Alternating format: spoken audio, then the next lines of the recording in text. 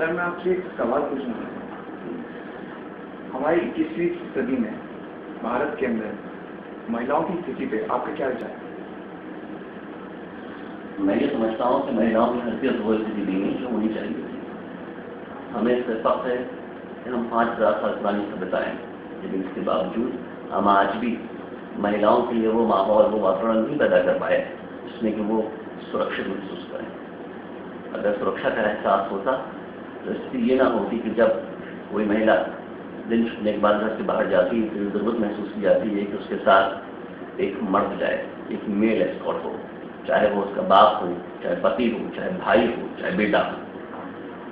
जब सुरक्षा का एहसास होता तो उसकी जरूरत हर ना होती। दूसरी बात, एक अंग्रेजी की इस्तेलाह है ईव टीजिंग। यह है तो अंग्रेजी शब्द की इस्तेलाह, लेकिन अंग्रेजी भाषी क्षेत्र जो है दुनिया का, अगर उसके किसी भी व्यक्ति से आप पूछे ईव टीजिंग का क्या मतलब है, वो नहीं बता पाएगा। इसकी आविष्कार जरूरत हिंदुस्तान में महसूस की गई, और इसकी जरूरत हिंदुस्तान में महसूस की गई कि हम सबके लिए एक शर्म की बात है।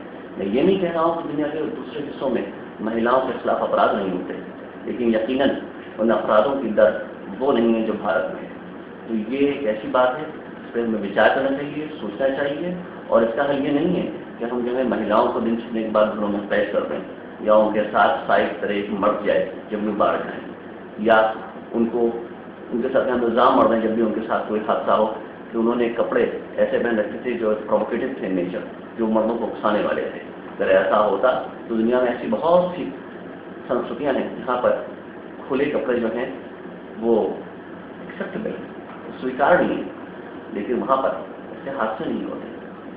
इसके बावजूद कि मानव स्वभाव बड़े पैमाने पर सारी दुनिया में एक जैसा ही है।